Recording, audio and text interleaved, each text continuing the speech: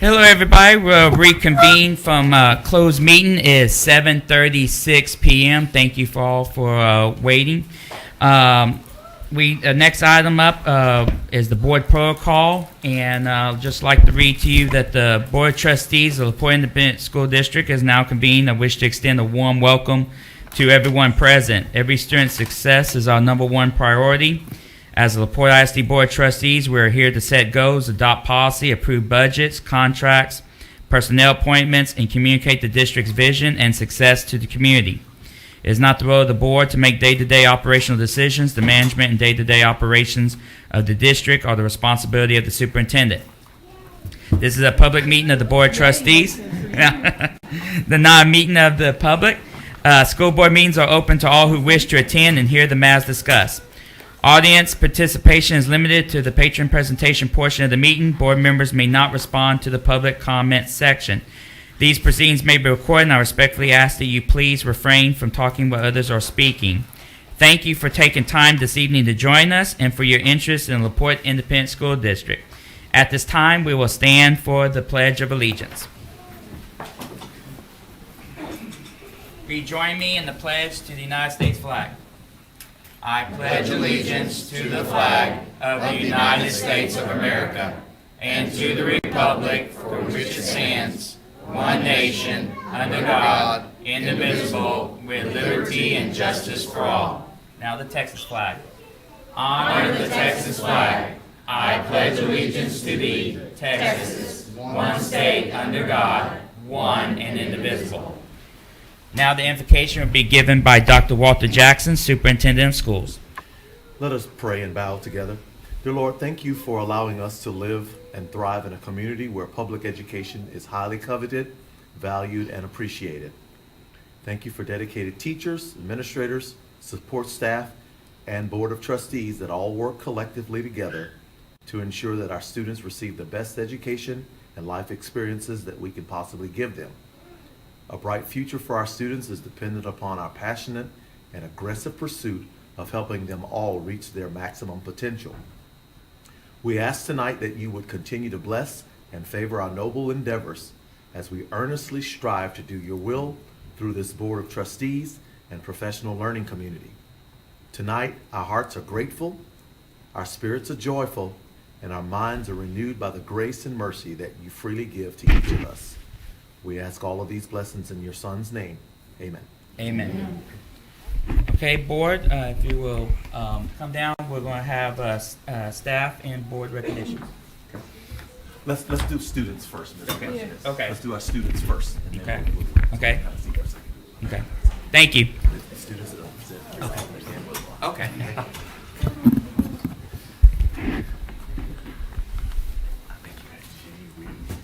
Some.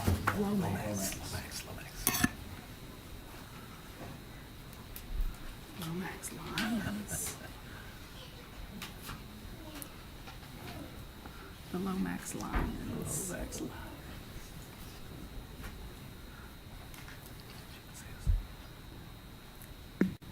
Good evening and welcome to the board meeting.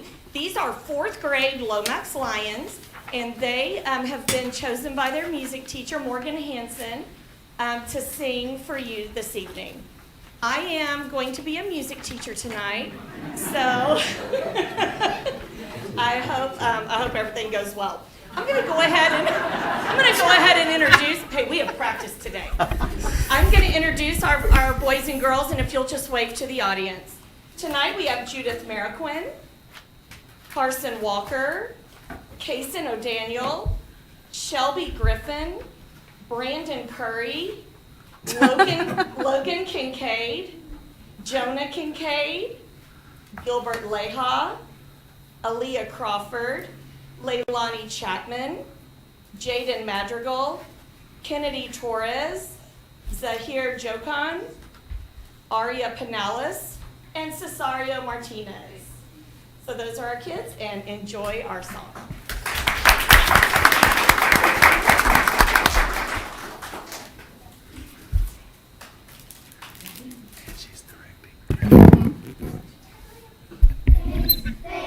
Thanks to you for all you've done and all you do. Working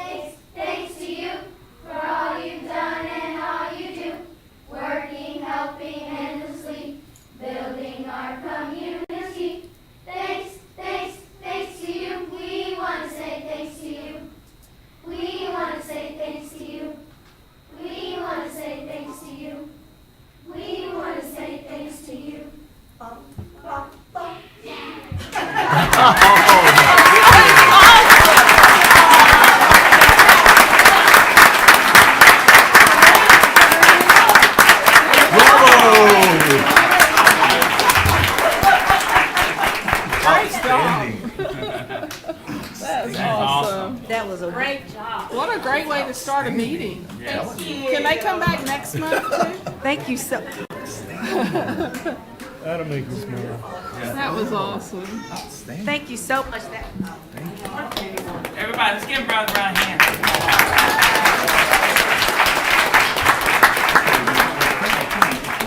Exactly. Bye, parents. Thank y'all. Thank y'all so much. Wait, it's empty now. Yes. I know. I mean, now they can all sit down.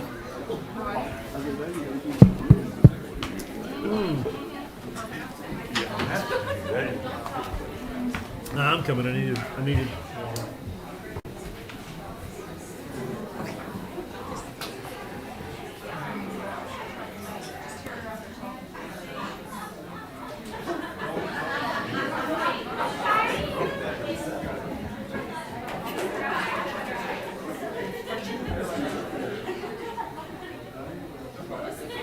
Well, after testing. Yes? Yes? Okay. Well, after that performance, it continues to just be an awesome night to celebrate and recognize those who make a difference in Laporte ISD. So now we'd like to recognize some staff members who've made an awesome contribution to our nutrition department. The following school nutrition managers were instrumental during a recent audit of our cafeteria operations. Because of their excellent work, Laporte ISD became one of only 7 school districts in Texas to receive a perfect score.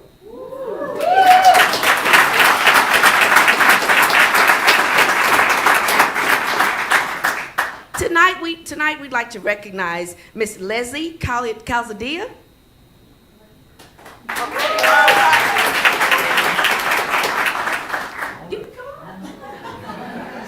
This is her first year to work for Laporte ISD, coming to us from Fort Bend Schools. Leslie has a son at College Park Elementary and a daughter at Lomax Junior High. And her father is a Laporte ISD bus driver, so you kept it in the family. Way to go. We are so... She works for Laporte Junior High School. Next, we have Candace Creighton Moore from Lomax Junior High School. Candace began working as a cafeteria sub in 2018 and advanced quickly to be the primary cook at Laporte Junior High. In August of 2021, she was promoted to manager for Lomax Junior High. Congratulations to you. And our third recognition tonight goes to the Heritage Elementary School cafeteria manager, Ellie Medina. Miss Medina worked in Clear Creek Schools prior to joining our family here in Laporte ISD, and she contributed to our awesome, perfect score for Laporte this year. Let's give these ladies a round of applause.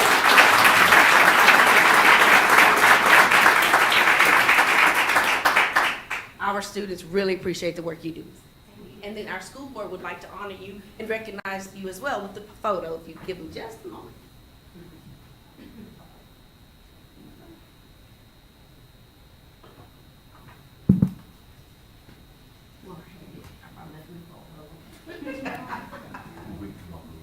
So not Adam. But while they come down, oh, they gave up to it. I was like, oh, no, I'm sorry. These ladies have done an awesome job. I know Miss Bennett and I see Mr. Wilkins here. They certainly appreciate the work that you've done. If you want to center yourself a little bit.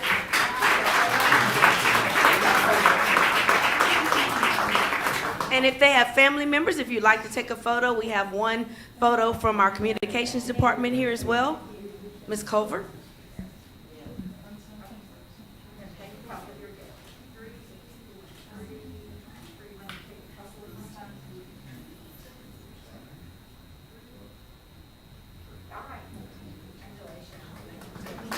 Thank you so much for the work that you've done.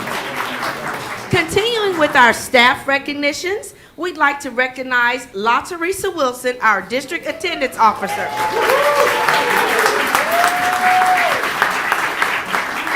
Because of the nature of her job, most parents aren't too happy when Ms. Wilson appears at their door.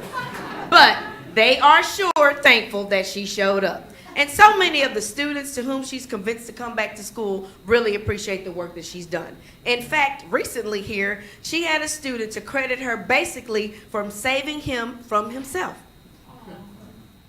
I know that's touching, La Teresa.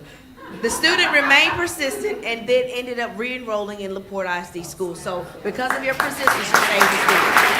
We certainly, all the years, we appreciate what you've done for us. We've all called you many times.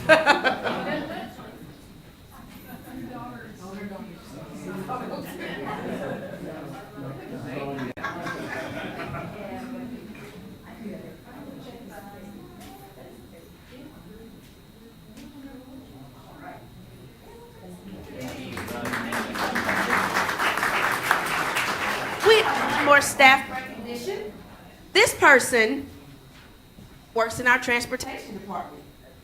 She is the difference between getting students to school on time and being late, Lenore Smith. She's the difference between a quiet morning or afternoon and a morning or afternoon filled with concerned calls from parents, Lenore Smith. The difference between a happy bus driver and a not so happy bus driver, it's Lenore Smith. The traffic is never light. Students are not always on time, and COVID-19 has shown no mercy. But no matter how chaotic the day may be, and no matter how many changes are required to successfully transport our students, Lenore Smith gets it done. Lenore, come on.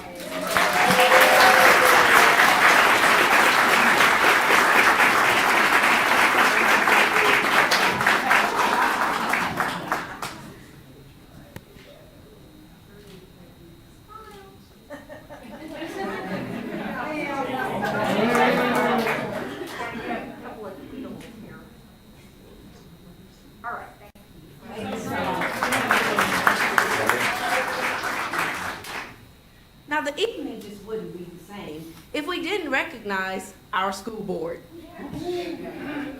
January is School Board Recognition Month, offering a perfect opportunity to thank our elected board members for caring about the future of our students and our communities.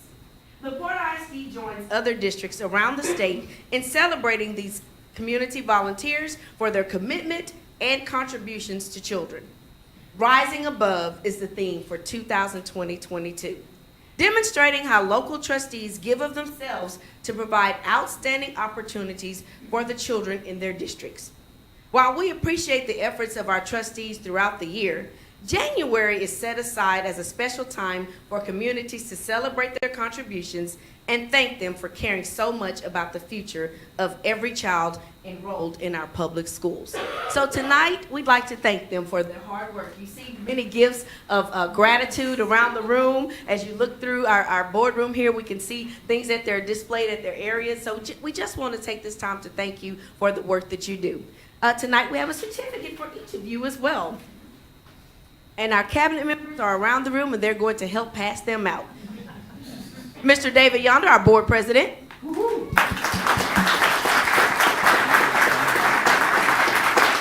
Mrs. Deanne Thompson, our board vice president.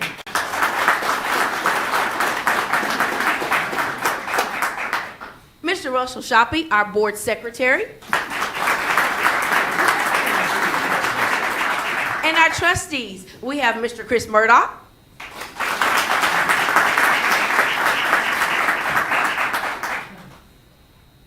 Mrs. Kathy Green.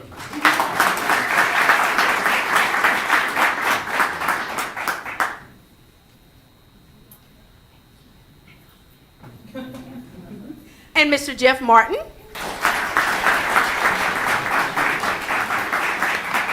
And we have one trustee that we'd like to recognize tonight who couldn't be with us physically today, but I think she is on. And so we'd like to recognize Mrs. Melissa Crutcher.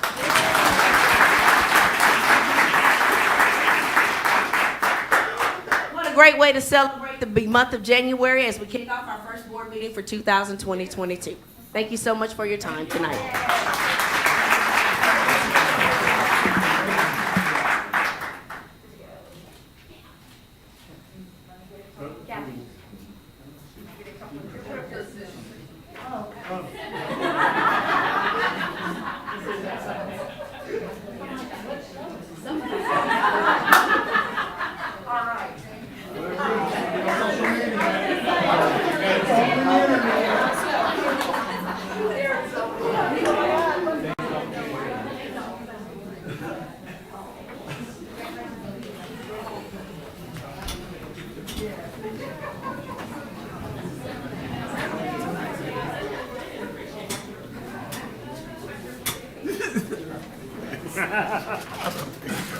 I was thinking that the whole time. I was like, Oh, boy.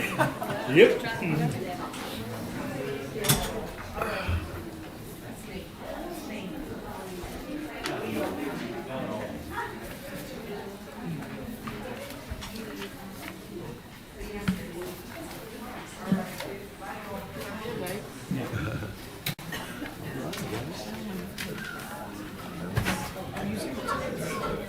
She went from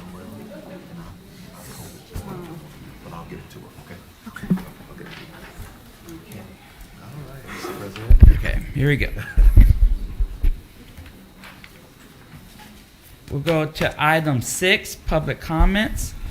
The board will now hear those who wish to make comments and who have completed and returned the public comment participation request. This section will be conducted in accordance with the Texas Open Meetings Act and board policy. Complaints and concerns for which other resolution channels are provided shall be directed through those channels. Ms. Thompson, do we have anybody? Yes, sir, we do. We have Miss Ruby Cantu from Commissioner Adrian Garcia's office who would like to speak to us. Ms. Cantu, if you'll come up to the mic there. I see it's kind of facing the wrong way there, but right there, babe. Hold on, she's gonna fix it for you. First time here, sorry. That's I okay. apologize. Now you know you can come anytime. Thank you for the invitation. I just want to come tonight on behalf of Commissioner Adrian Garcia. I am part of his community relations team, and we want to join everyone in the community and in Harris County to thank you guys. And we want to let you guys know how appreciative we are of all the hard work How nice. that you do for us day in and day out, and for our children in our community. And when I was asked to be here tonight to present this to you guys, I was honored. Not only because this is my hometown, I am an alumni of Laporte ISD. Oh, nice. Children that have that are currently attending Laporte ISD schools, and I have a daughter that graduated from here as well. And I was also a former employee for 5 years of Laporte ISD, so I know firsthand all the hard work that the board members contribute to the community and to the school district. So on behalf of Commissioner Adrian Garcia, I want to present these to you guys tonight. So thank you, and God bless. Thank you. Oh, thank you Thank so you. much. Is it okay if I? Yes, please, and we're honored to have you. Yes. Thank you. Thank you. Thank you for all your hard work. Appreciate it. Ms. Thompson, Yes, thank you. you're welcome. It's very thoughtful of you. Yes.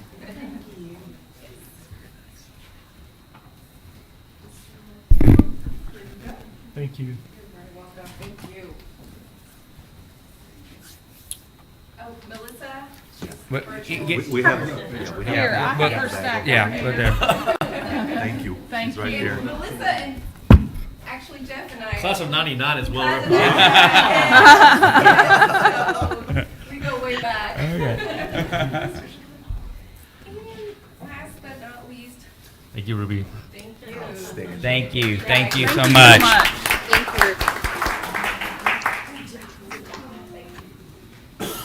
Thank you for coming. Like Ms. Thompson said, welcome anytime. Come. That's it. Okay, we'll go to item 7, administrative reports. Item A, superintendent's report. Thank you, Mr. President.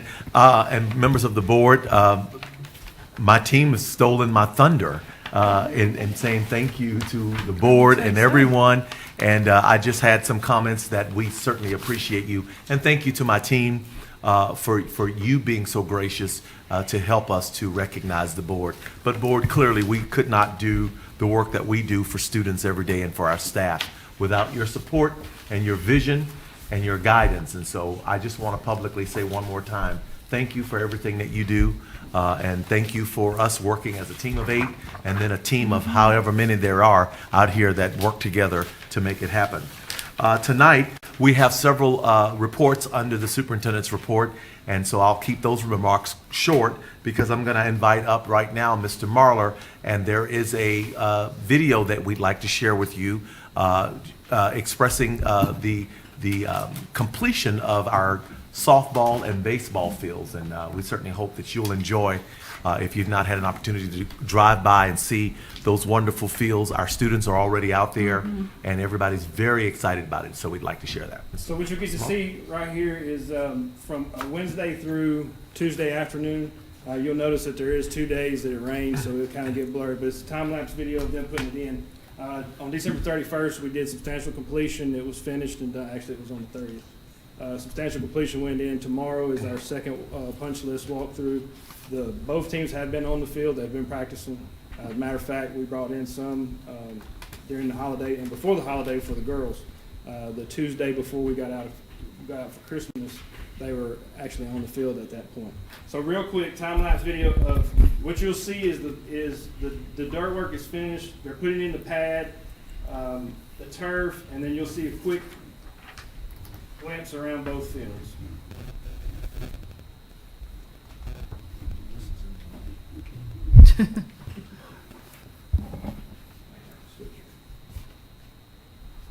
About 2 minutes.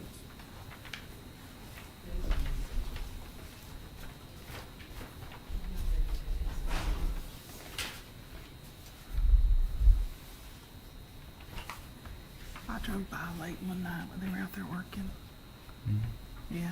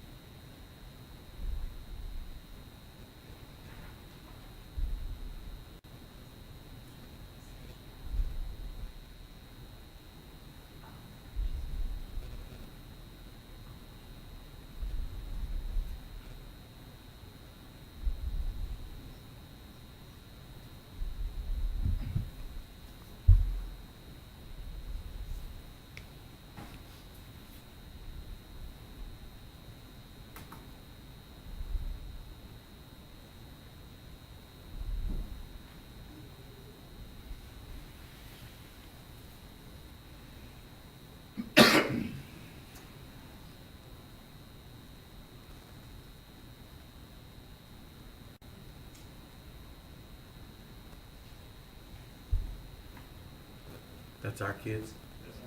Mm-hmm. Yeah, they are.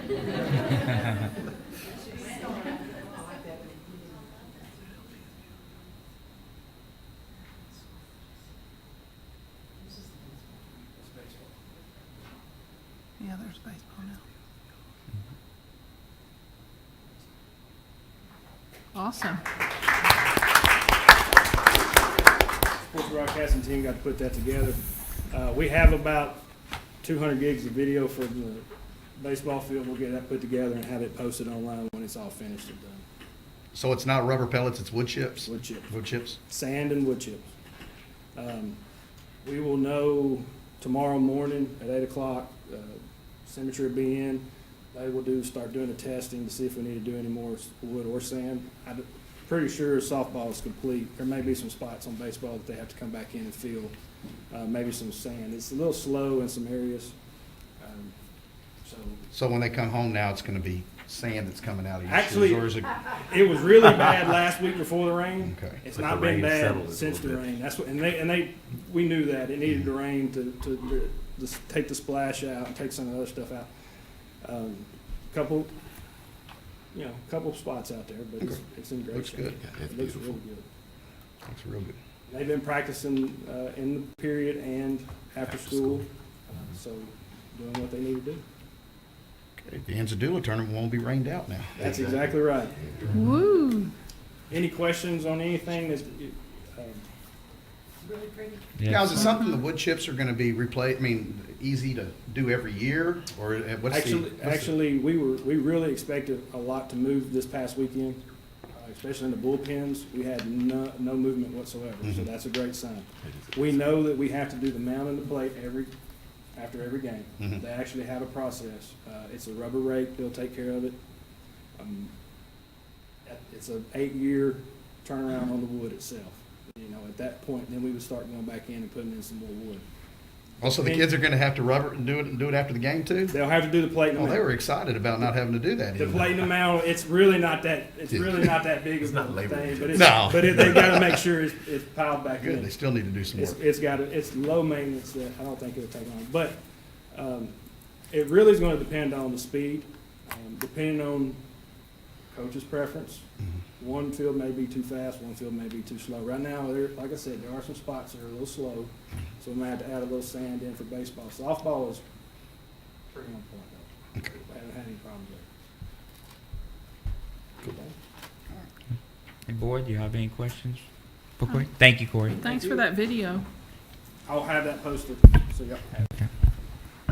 I just want to say, Mr. President, to the board, I've had an opportunity to hear from the boys and the girls over the last few weeks about, just the fields, and they are so ecstatic. And I've tried to encourage them to reach out to you.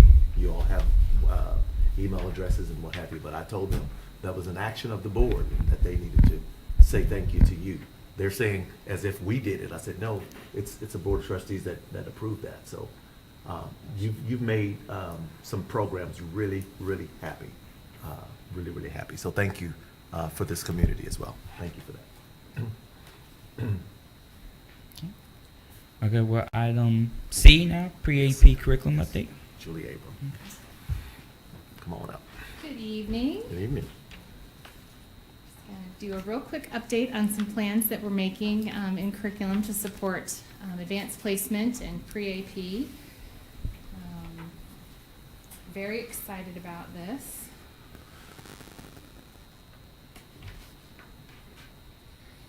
So as you know, we've got some very, let me see if I can operate this.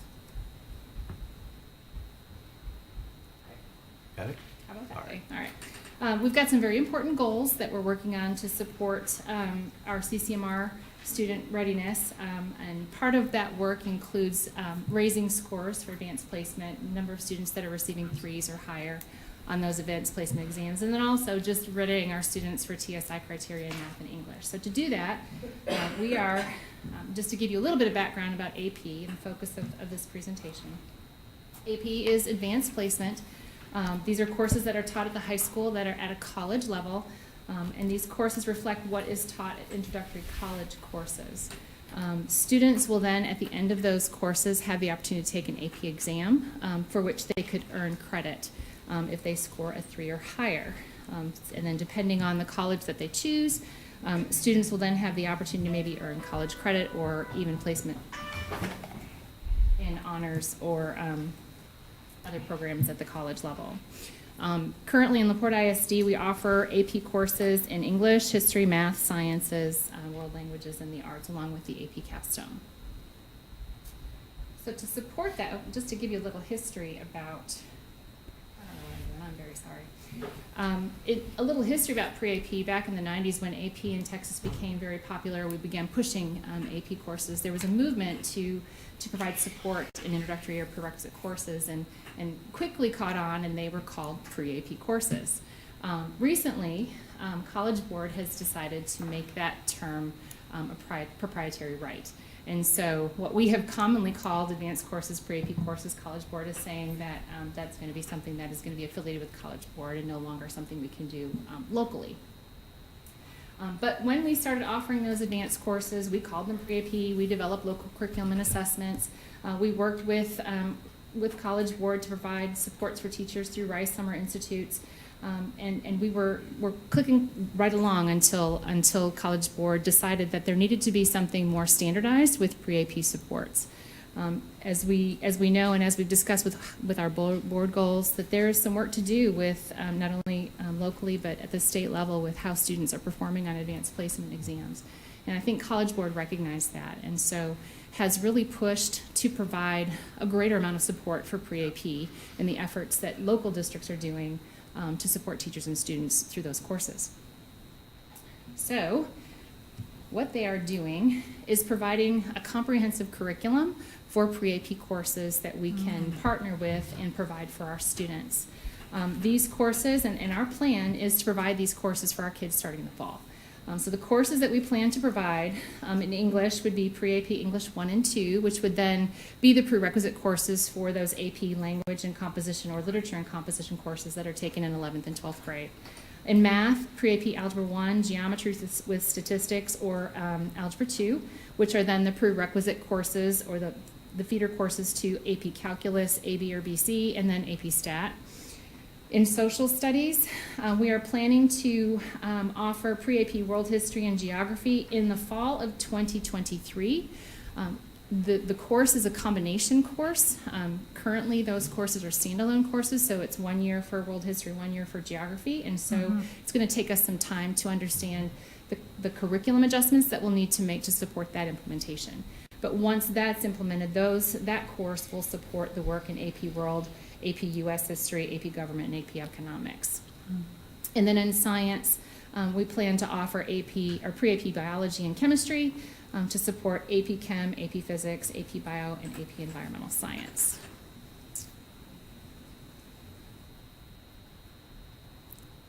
So what do we get with these pre-AP courses?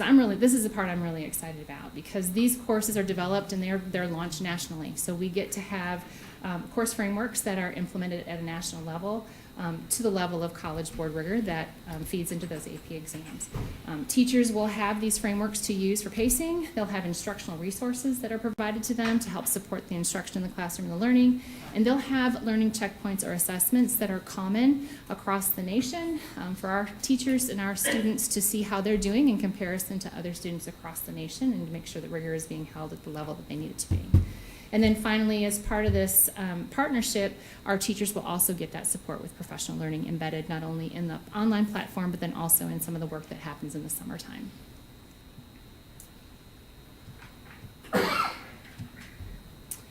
So the other thing and I think this is the piece that's the most beneficial of this pre-AP curriculum and the offerings and the partnership with College Board is just the shared principles that each of the courses will have as its foundation. So when we say pre-AP, we mean the same thing in all of these courses, and all of them vertically aligned to those AP experiences, meaning that students will have embedded in every class close observation analysis, evidence-based writing, higher order thinking, and questioning, and then academic conversations, those collegial conversations. Those shared principles are core to each of those pre-AP courses, and then that's what's expected then in those AP courses. And I think that this level of alignment is really going to help kids be prepared for those AP courses, and I think we're going to really see students be much more successful in those AP courses as a result of this partnership. So our next steps are to collaborate with College Board for implementation support. We're working on pricing and timeline, looking at how curriculum revisions will need to happen before our launch in the fall, and we're hoping to get these decisions decided in the next few weeks. We're fortunate that we are able to afford this program. And we're looking forward to implementation. One other thing that I wanted to mention, as pre-AP is proprietary, the only courses that we will be able to offer as quote-unquote pre-AP courses are the ones that we offer in partnership with College Board. Any courses that were formerly known as pre-AP courses will now be titled advanced if they are not in partnership with College Board officially. So that will happen in the fall. And How we'll do a many good s- job of trying to get that word out as we talk to our parents. And I know that Carlin and his team have worked hard to get that, to communicate that with families, exactly. Absolutely. So what will the advanced mean to a student?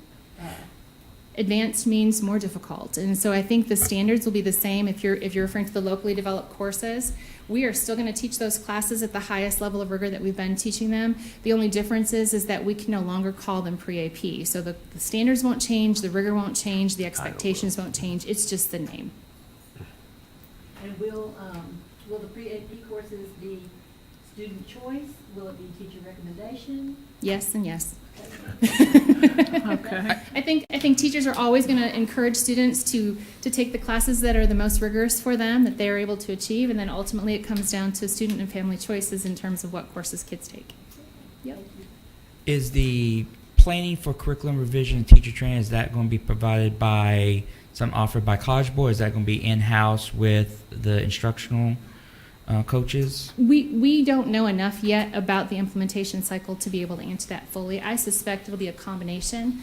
Okay. My understanding about the pre-AP courses and the partnering with College Board is a lot of this, the frameworks and the instructional strategies are very prescribed, but we'll need to figure out how that looks in terms of our current curriculum. And I think that's a matter of understanding better from College Board what they're expecting, and then being able to sit down and make decisions with our curriculum over the summer. And I guess to piggyback off of that, I'm assuming in addition to the teachers that will be teaching those courses, the instructional coaches will also be trained as well to help provide support and Absolutely. to model best teaching practices. Absolutely. My understanding is all of that professional learning is available to us once we partner with College Board, and so all of our team can be beneficiaries of the training and the resources that are provided. Okay.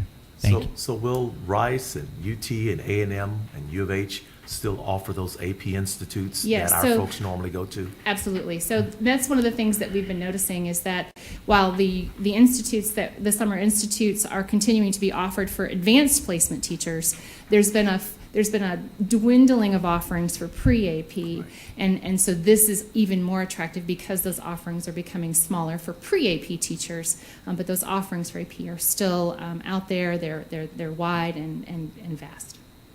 One of the national issues going on right now, and I don't consider it an issue, but it's just happening at higher ed. Many of our even Ivy League schools and our top tier schools are no longer requiring students to have the SAT, ACT.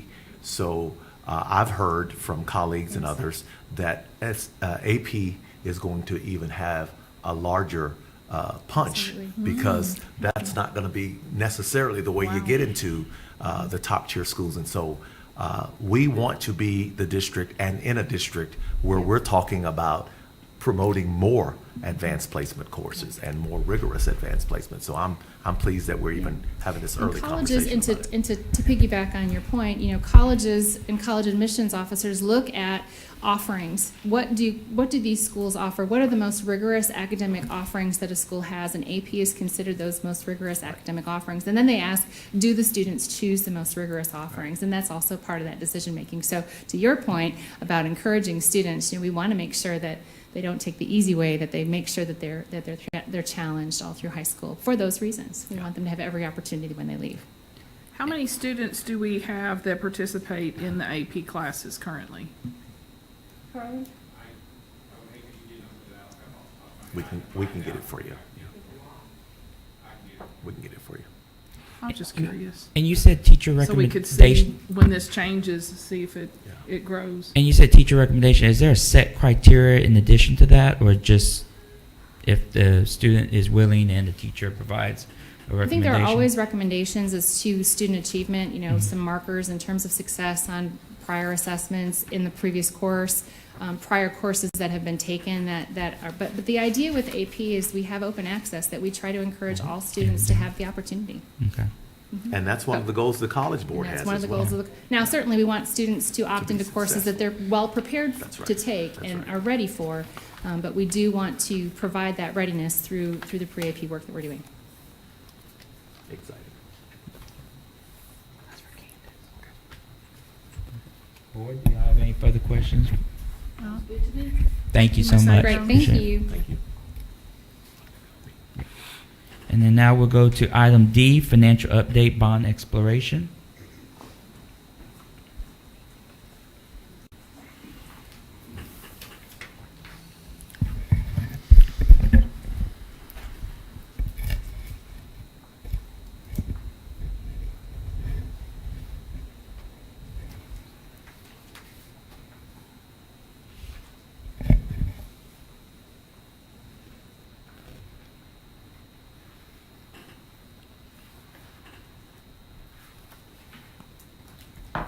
Okay, this will be quick. I'm just gonna go over, bond updates. Most of this you've heard before, so I'll go over it quickly. One question that's been asked, or that Dr. Jackson wanted me to go over with you, is what will it do to our tax rate, our debt service tax rate? With compression on the M&O side, it's really hard to explain what it would do to a combined rate, because that rate's calculated every year differently from the debt service. So we're just going to talk about what it's going to do to the debt service rate. Both scenarios assume a flat base now over time of the life of the bonds. Now, as most of you know, our tax base has never been flat. As long as I've been here, and that's been almost 14 years, there's only been 1 year it hasn't increased. So our base is constantly increasing. If we sell $65 million in 2022, provided it goes for election and is approved, there will be no debt service tax rate increase over the life of those bonds and the existing bonds. There will not be any tax rate increase. It's at 24 cents. It would remain at 24 cents. And in the out years, go down. At $130 million, we would sell $65 million in 2022, and each year after for 5 years, sell $12,500,000. The maximum tax rate would be 0.275, which is a rate increase of 3.5 cents.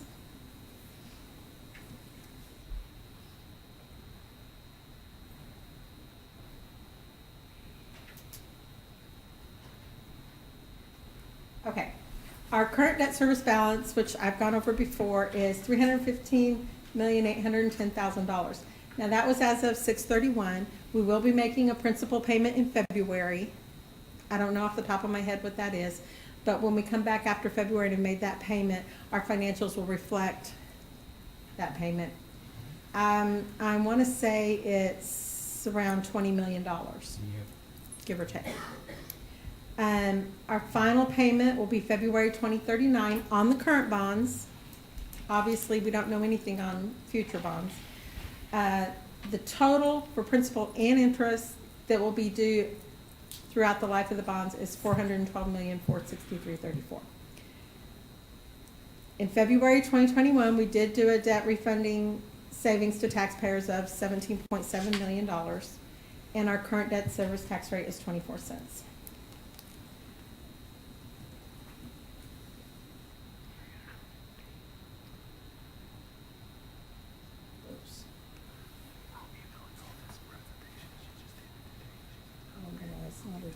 Yeah, that's fine.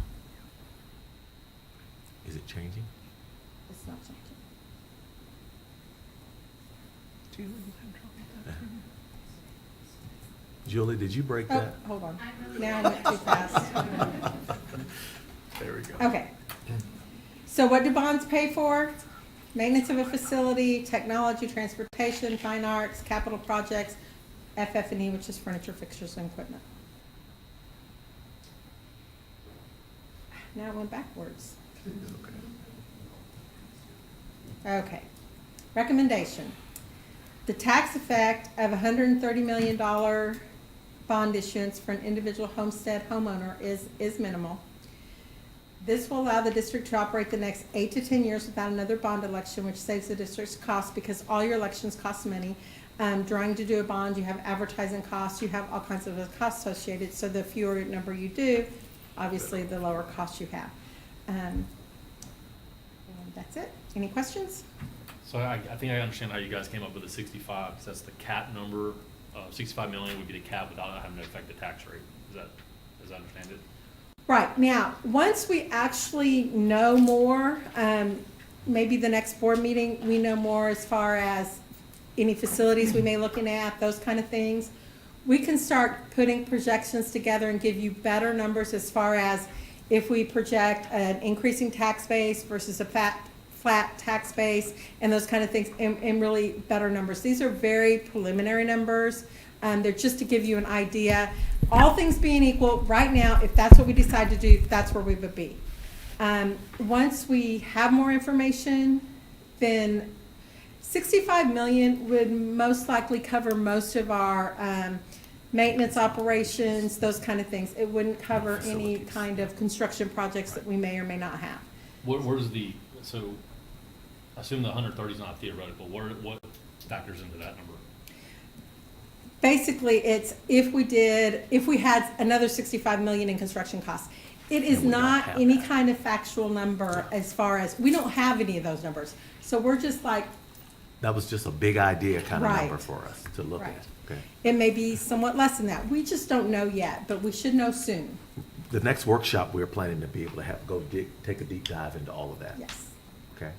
I just don't have those numbers to work with yet. But as soon as I get those numbers, I work with our financial advisor, and they run all kinds of models for us, and we can even give you more detail. We can show you the model and show you what it does each year, what the tax rate does, what we're estimating for the base. It's just too preliminary to give you that information, but we did want to share with you, worst case scenario, this is what our tax rate would do. And we also wanted to just share, we realize what some of the concerns are as far as taxpayers. And so if there was a way for us to kind of keep that at a flat rate, those were the what ifs for us tonight. Well, I apologize for not remembering this, but what was the actual increase in the rate in 2014? This one's 3.5%. So, yeah, I'm sorry, I can't tell you off the top of my head. I think that the max wasn't to be over 41 cents. But it never got there. So that's substantially higher than But this. it never got there. Yes, but it was $260 million, and I think maybe 2 years we taxed at that. I can get you that information. I'm going on memory, and I have a lot of numbers that run through my head, but.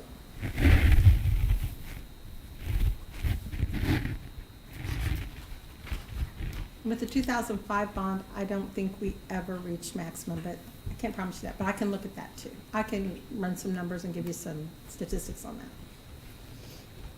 Anything else? Any other questions?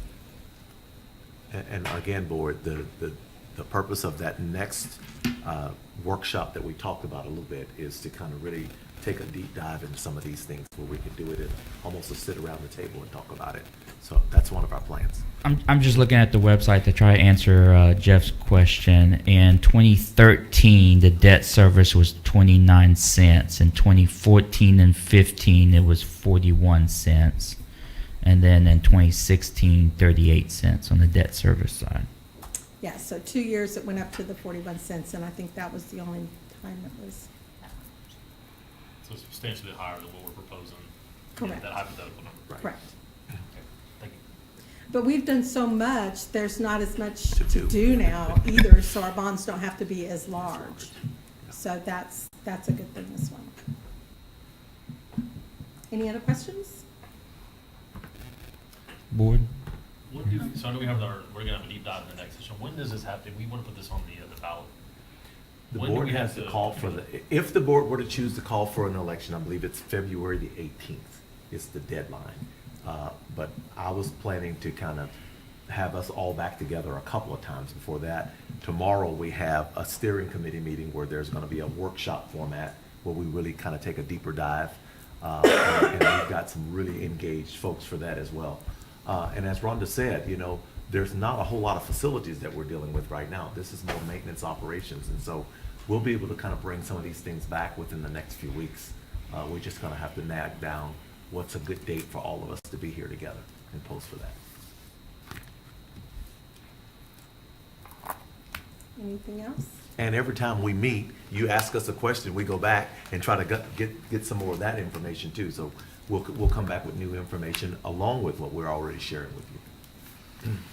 And some of the information we keep sharing Yeah, so just- it's out there yeah, and people absolutely. start to understand. I guess for the request of information, because I tried to look up and I looked at the comptroller's website, and I could only find 2017 numbers, but it had listed the list of school districts, the amount of debt, and our student enrollment, and at that time, and it showed us as debt per student at $45,270. With the recent June 30th, 2021, of course, we have the 315 million, and with our enrollment came at about 45,245. I don't know if you have access. I like to kind of see where we compare, and I don't know, because I looked on the comptroller site. I couldn't find the more recent numbers. It said it had published the 2019 numbers in the fall of 2020, but I could not find it on the website. I don't know if maybe you had access. I think that may be some information that the board might want to see too, as far as the amount of debt, total amount of debt, our enrollment, our debt to student ratio, our debt to population wise, and how we compare to other school districts. I think that'd be useful information for this board as well, if you can get access to that, because I tried to find on the comptroller site and I couldn't. I'm pretty sure I can get it. I'll see what I can find. Okay, thank you. Mhm.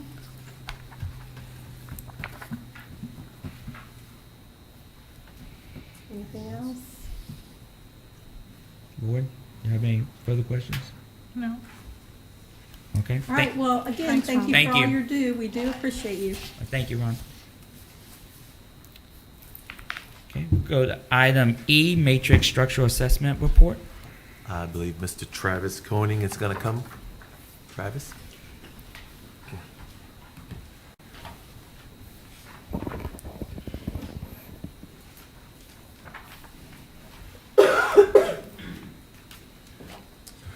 Will not be using the computer, so we won't have to worry about that. Again, my name is Travis Coring. I'm with Matrix Structural Engineers. Thank you all for having me tonight to come over and discuss this. I don't know if you're familiar with this. It's my understanding that the board's been given my report concerning the high school stadium. Hopefully you've reviewed it or had a chance to look at it. There's not an exam afterwards, so don't worry about that. So what I want to do is I just want to kind of give a brief overall of the report, how we're contracted to come out, what we performed, what our observations were, and steps forward from here, and where we go from there. We were contacted by the district early November. There were some concerns with safety with the concrete bleacher systems that they have out there at the football stadium, so we came out to review it. We reviewed it on the 22nd of November, and then we issued our report on December 18th. Let me give you a little history about what's out there. Currently, to my knowledge, there's no existing structural drawings for the football stadium, the concrete bleacher systems. Based on the existing drawings that we do have, we are assuming that it was built back in the late 50s, early 60s with the original high school. It's a concrete structural system. They're two different systems, but they were both built around the same period of time. There are other facilities and buildings and structures on site around them. The press box, the steel structure on both sides. There's some masonry buildings for the storage and the concessions. They're all built at a later date. And then the other piece of information that we have is that in 2008, there were repairs done to the facility and to the concrete system by another company. We have those documents and we've reviewed those as well. So those are kind of the important dates to know. So what did we do? So since we don't have existing drawings, we don't know for sure what the strength of the material is, how it was reinforced, or the foundations. So our observations are kind of limited to the things that we can just see. So we were not performing an analysis to check to see if the design was done correctly. We're merely coming out there to look and see, do we see any damage? Do we see any signs of distress? What they are, where they're located? That's kind of the scope of what we're contracted to come out and do. So our observations were visual. So what we did is we walked the structure from the underside and above, and walked the whole, up and down the whole thing and underneath. And there were some select areas where we just didn't have access to because of lock gates, locked doors, those kind of things. But for the most part, we were able to visually observe 100% of the concrete structures. And during that, in our report, Appendix B, we've noted the items that we saw, the damage or deterioration, those kind of things. And those are all documented with pictures and in the report and the appendix. So what did we see? The major one with the concrete we were seeing is that there's concrete cracking and spalling. So the cracks that we were seeing ranged anywhere from a hairline crack all the way up to a 1/2 inch, which is a fairly substantial crack in a structural concrete facility. Spalling, what spalling is just it's pieces of concrete that are falling off. A lot of times it is caused from corrosion and you're reinforcing, and what it does, it just pops the concrete off. So what that does is it exposes more of the reinforcing for the structural system and corrodes it and deteriorates it, and eventually will compromise the integrity of the structure. Other issues that we saw while we were out there are some safety issues. We had the exposed rebar. There were some tripping hazards that would have been caused from uneven surfaces and walkways. The bleacher connections for some of the sides were rusted, so there's a potential that if you have a large crowd, there's potential that these connections, we don't know what the integrity is into the concrete, that they could potentially shear and the bleacher could fall down to the concrete walking surface in those areas. As well as on the home side, we noticed that there's a structural ramp. There's, I think, 2 or 3 ramps that go up from underneath up to the field side. They're structural, so what that means is they span. They're not ground supported, and so on the side of the field, they're supported by a steel angle. And that steel angle has been corroded so badly that it's it's compromised. We just don't know how much load it can take or for how long, but it was noted in the report as well. So these are just kind of some of the things as we're walking through that we see. In general, most of the deterioration of the structure is limited to what I would call the bleacher system itself. So what I mean by that is the primary system of the structure is there's columns, and then there's what we call a raker beam. And then from these, and they're regularly spaced throughout. And then from those, the bleachers and the seating, what you sit on when you watch the games, they span between those. And so that's kind of the secondary structure. So most of the deterioration and damage we're seeing is in the secondary structure. It's not in your concrete columns or in your main support beams. So so those are kind of the observations and things that we observed while we were out there. So then where do we go from here is the next step.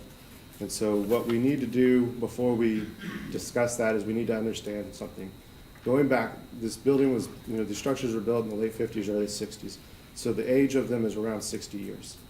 For a concrete structure, the life expectancy can vary kind of drastically depending upon, 2 main things: maintenance, how well it's maintained throughout its life, and what its exposure is in terms of the environment. We know that this was maintained, it had a major maintenance package back in 2008. In regards to its routine maintenance, I can't comment, I don't know. I'm sure you guys have programs and set to clean and do all those kind of things. But and then from an exposure standpoint, we all know how close you are to the Gulf.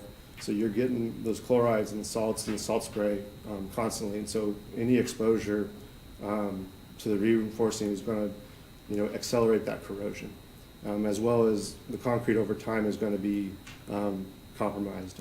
I've done work out in Galveston where we've been able to grab concrete and just crush it with our hand because of over time how bad it's gotten. So that's an important thing. Another important thing to know is that when we repair concrete, it is kind of an exponential process. And what I mean by that is every time that you touch and repair an area of concrete, you're going to have to increase the amount of area that you're going to have to repair each time. Because the way that it works is that we have to remove the bad concrete down to sound concrete, and sometimes we have to extend how much we repair in order to lap new reinforcing and do these kind of things. So over time, those areas grow and become more and more expensive to maintain. Okay. So having said all that, you have 2 options moving forward with how we move forward with the system. We can repair it and maintain it. And what that looks like is, right now what we've done is we've taken our findings and we've hired a pricing consultant. We're expecting to get their numbers back by the end of next week. So we'll have that information available by then.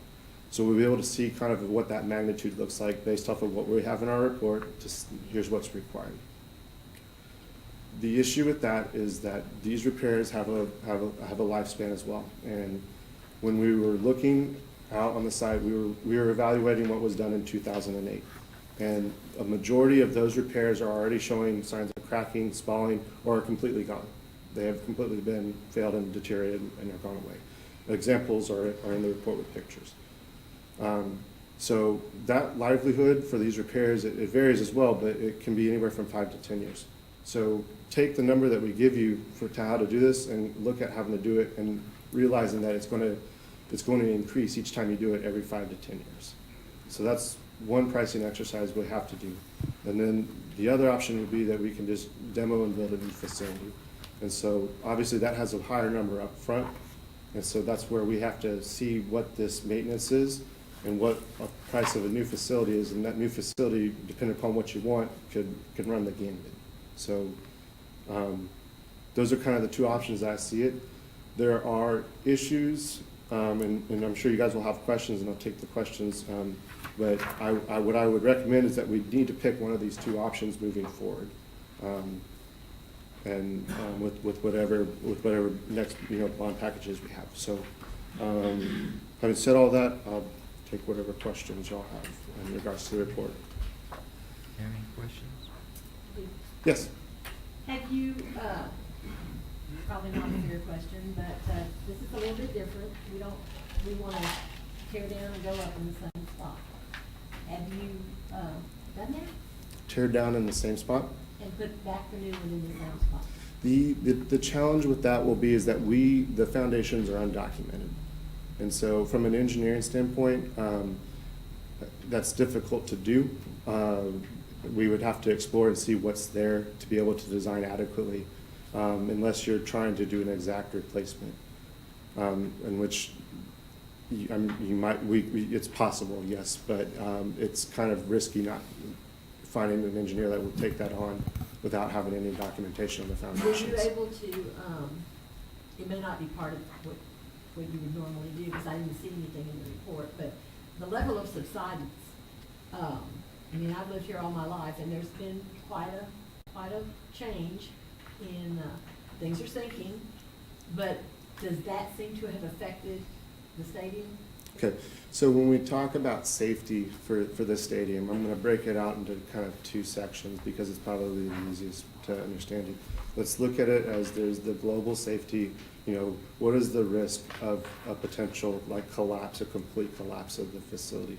And what are the other section I would say is you have safety issues. And these safety issues could be that someone could, trip and fall and get, that someone could get hurt. Pieces of concrete could fall and hurt somebody, and potentially someone, in the extreme worst case, maybe someone does die.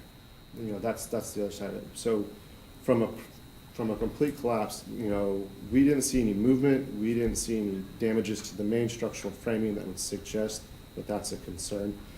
You have a large amount of concern in the other section where a lot of the damage is to the seating areas. So, and as well as if you look at some of the pictures in regards to the handrails and the guardrails, there's a lot of damage there. Someone could, trip and fall into it and just go through and get hurt.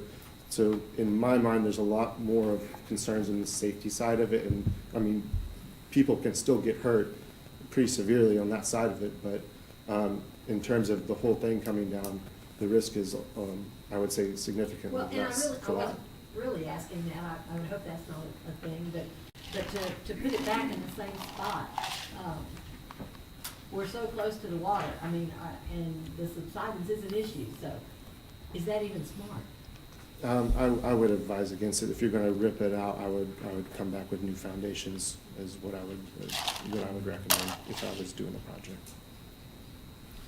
Travis, I know you guys were contracted to do an observation. Is it safe to assume though that you guys have different levels of analysis? So is the observation strictly a base level for you guys to go in actual testing modes? So yeah, so all we did were visual observations in terms of testing, like material testing or analysis. That's not something that we did. If we were to run analysis, we would be able to say that this is what would need would be required for the design. But again, because we don't have existing documents, we have nothing to base it against in terms of what's there to do. If you could just, I know it's kind of redundant, but if you could bear, I want to read this paragraph that you guys put in your first page. It says, at the time of the visit, some of the locations were not accessible due to locked gates or doors. The assessment of steel bleachers on either side of concrete bleachers on the home side and press box structures were not part of the scope of work. Matrix Structural Engineers has not performed a relative slab elevation assessment. We did not conduct any selective demolition, material sampling, testing, or any other investigative test during our visit. Existing structural drawings were not available at the time. Furthermore, we have not reviewed the design or performed any analysis to verify architectural or structural adequacy of the existing football stadium. Also, we have not comprehensively checked for conformance to applicable codes or reviewed aspects of the stadium unrelated to its structural condition. I guess what I'm getting at, I think your question was, do we go forward with talking about doing a renovation, or are we going to tear it down? So without having just like a base level observation and not having any kind of sampling, I mean, I think I'm unprepared, wholeheartedly unprepared, to go discuss spending millions and millions of dollars on rebuilding a stadium without more comprehensive. I'm not knocking you guys on, that's what you got contracted to do at this level. But to me, it seems like we need a much more comprehensive level of an investigation to see what actually needs to be done.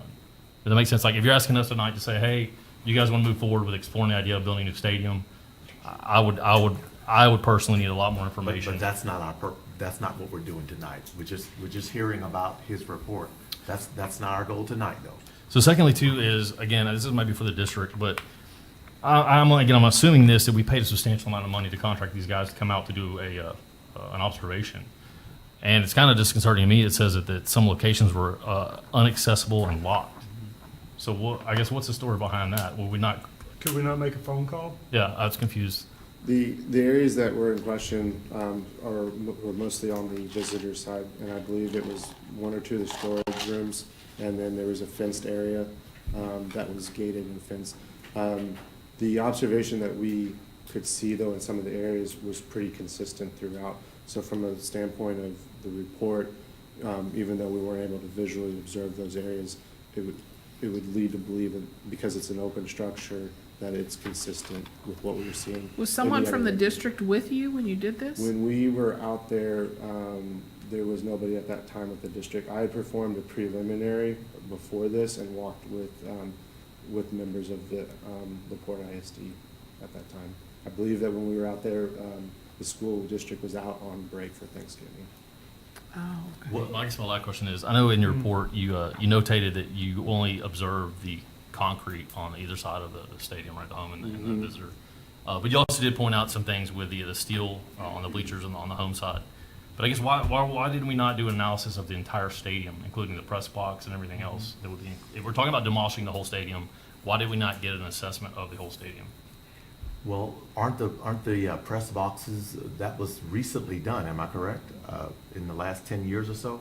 I think we're only talking about demolishing the visitor side, not the home side, because there's no. No, I think they were talking about the possibility of it all. We just built that press box. Yeah, that was my 10 response, years ago. but yeah. My understanding was that the concern was with the concrete structure, and that's what we were, that was where the concerns were.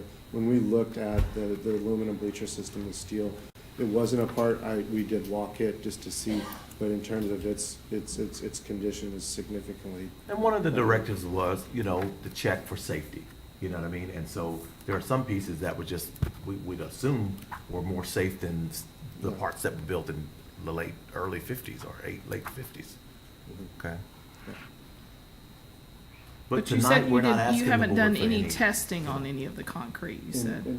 No, we didn't take any core samples or test material. That was not part of what we were contracted out there to do. We were just merely performing visual observations and assessing areas of, where we see. Which that would be done if work was to be done. I'm sorry, say that again. Testing of the concrete would be done before work would start if we were working on it. If you were to do what? If you were to demo it or so if someone is kind of in Jeff's approach wanting to, provide more information, then that's something that in terms of like trying to figure out what's their investigation, you could take core samples to have a testing lab to break to figure out what's the strength of the concrete. You scan the concrete to figure out what's the extent of the reinforcing in the concrete. This is a very tedious process to perform, but if that's the goal, is to figure out what's there, then that would be the route that you would have to take. Okay.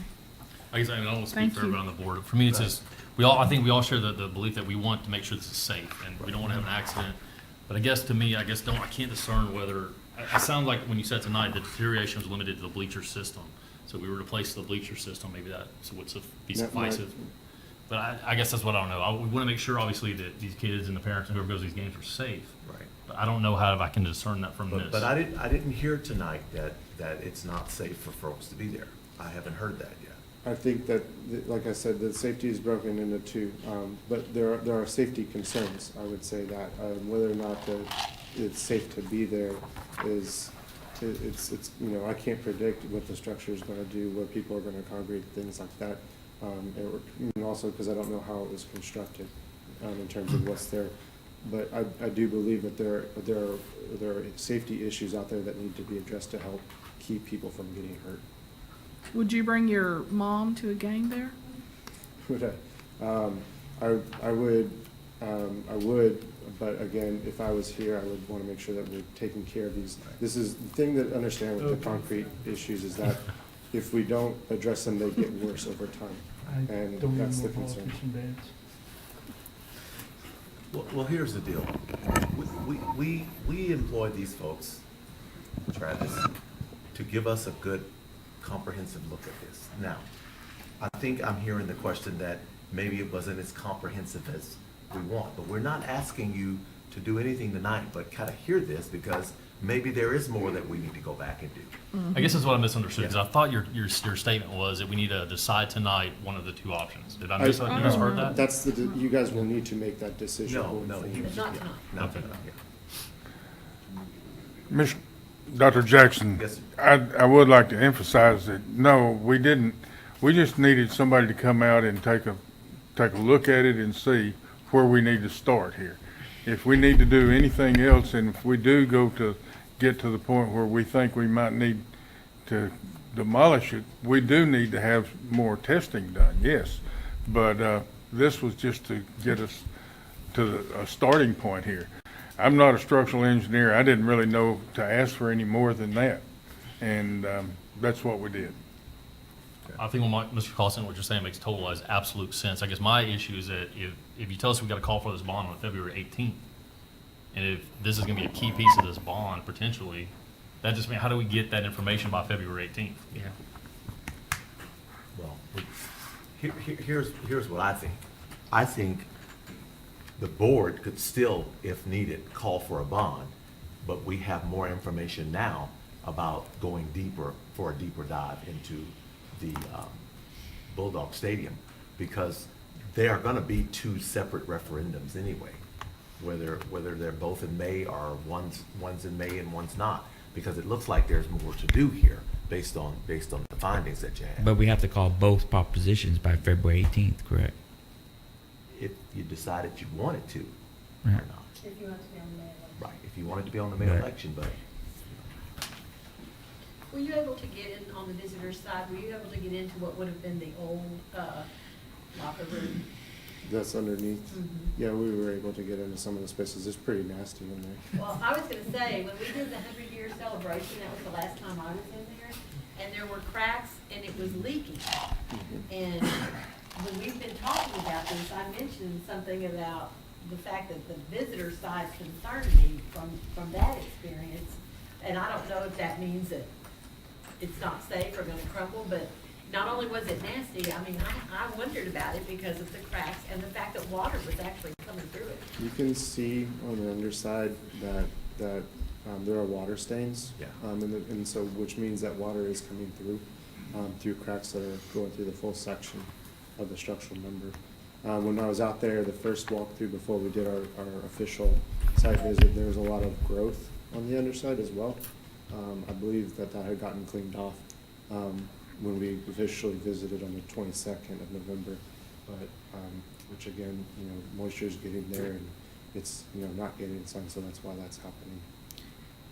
whether we were to do more soil samples and more structural samples or not, I think based on the presentation tonight and what you have before you, tells us that there are some things that we're gonna have to do differently. Now, whether we do that next week or we do that in the near future, basically I'm hearing that there's something that's gonna need to be done to get it back up and running to, to a safe facility.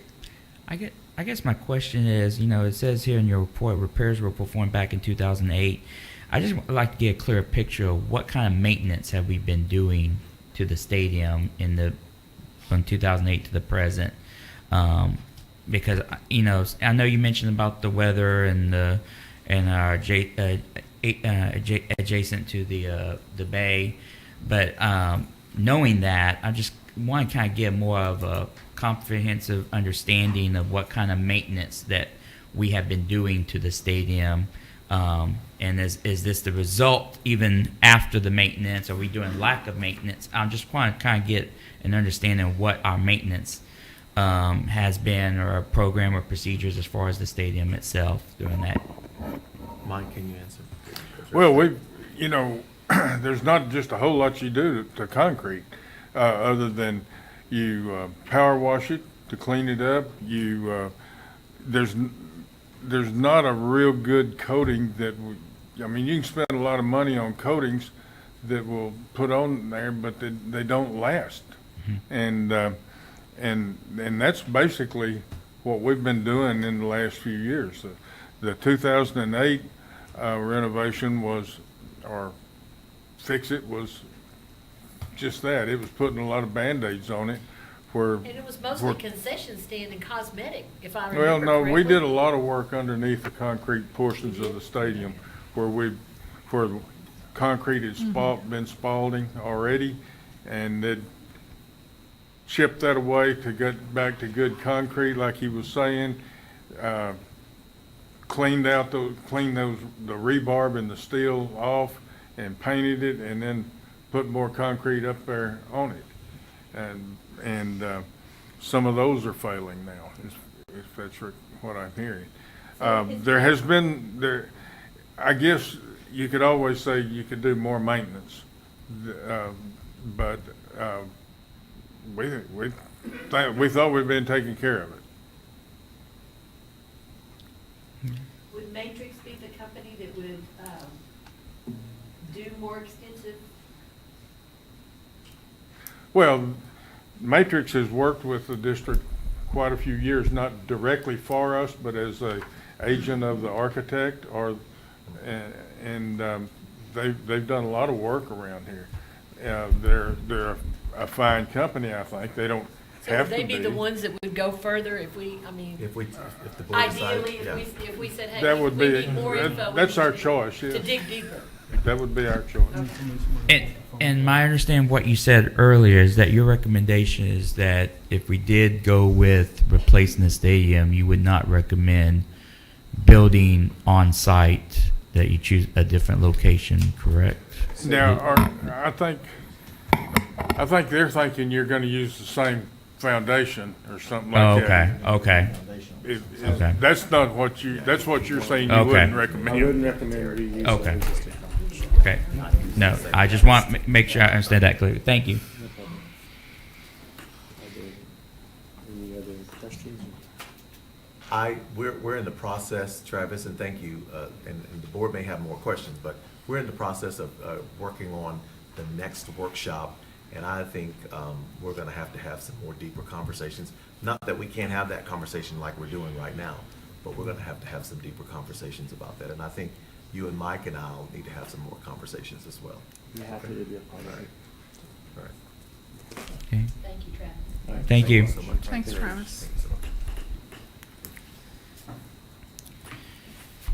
much. Okay, we'll go to item 8, consent agenda.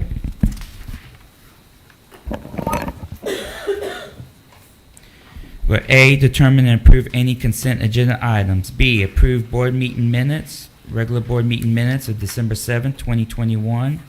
C, receive principals' reports. Number 1, Early Childhood Center. 2, Bayshore Elementary. 3, College Park Elementary. 4, Heritage Elementary. 5, Jenny Reed Elementary.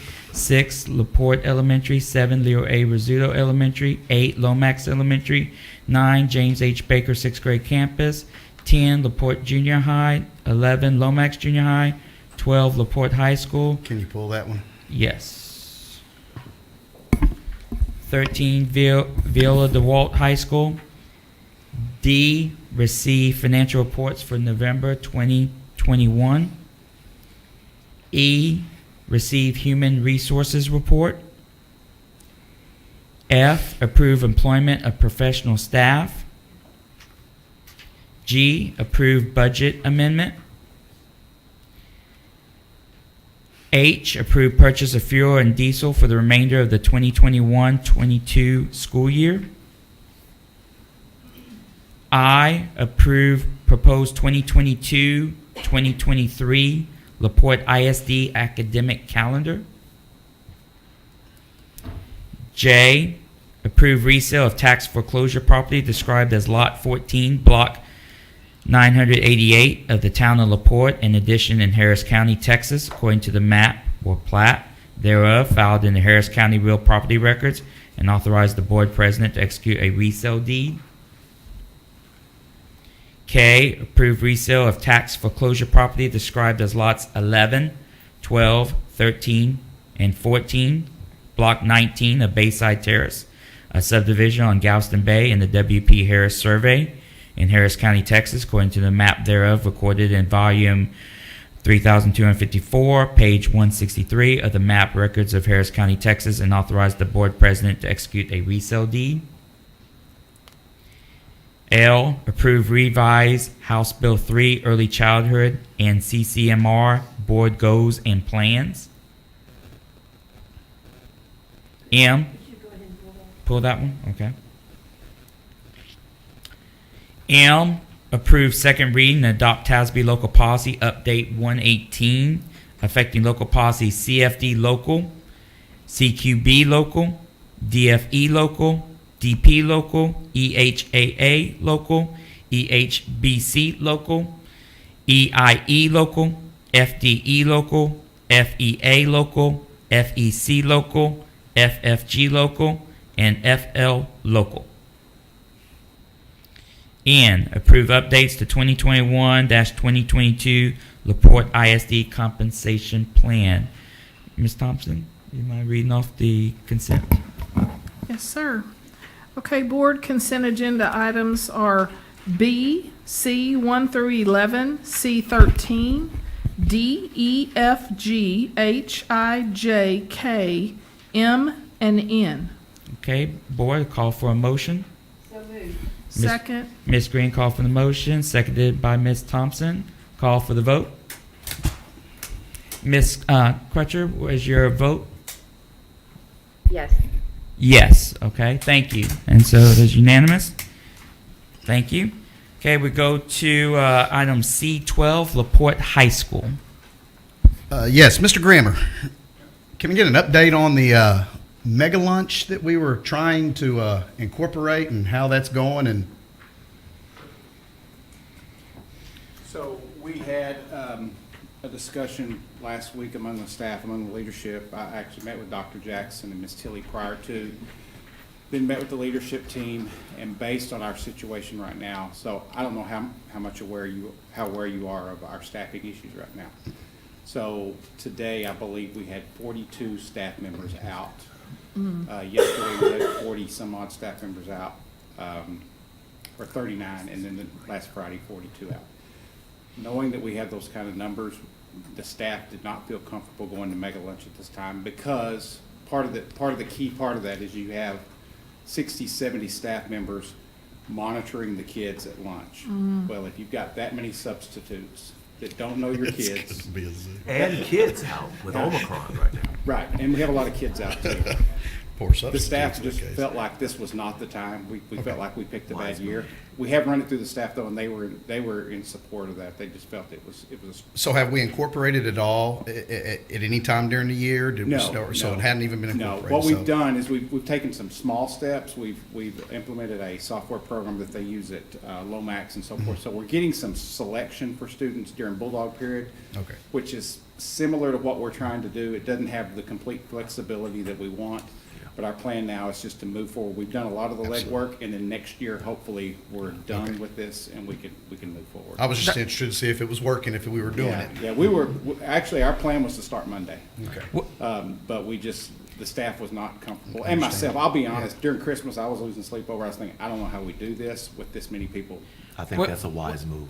Yeah, I was Now, really ready. when you presented to the board back in August, September, was the intent to start at the beginning of the school year, or? We didn't have a solid start date. We Okay. were kind of playing it by ear and seeing when we could have things in place and get things ready, and so it was kind of a floating date, and we decided, I think I'd made that statement, that when we were ready, we would go. Okay. And we just never got to the point that we felt like this is the time to start. There was some concern about starting in the middle of a semester, so we said, okay, beginning of the next semester, and then, Okay. it's just, I will tell you, this 18th, 19th years, I've never had a year like this before, and it's hard to start new things in this kind of a situation. And so it's been a challenge for us. And so I apologize, but we wanted to do it. We still want to do it.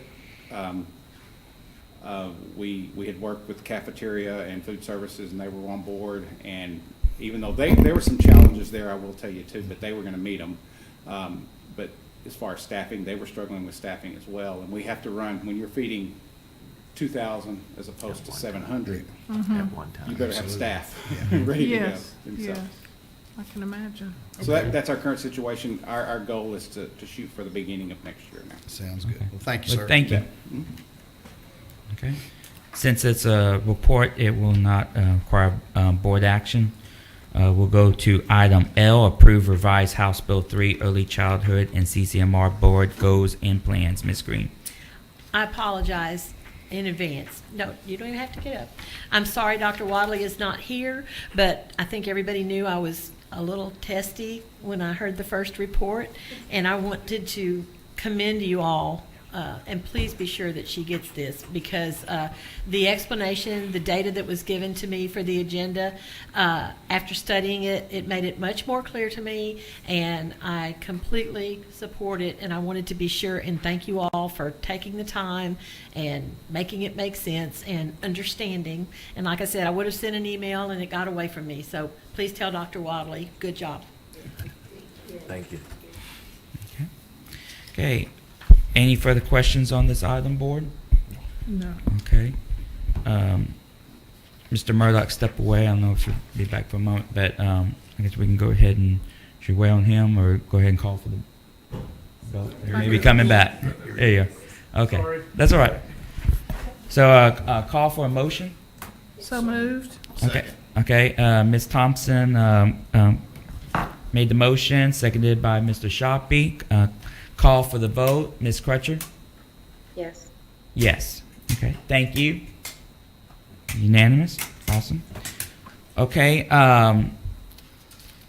Just want to let you know, thank y'all for being here tonight. We're actually going to, before we go into item 9, we're going to adjourn back into closed session. And Ms. Crutcher, would you mind staying online? Staying online where you're at on the Zoom? I think we're going to... Yeah. And team, thank you for tonight, and y'all can go home. Yeah.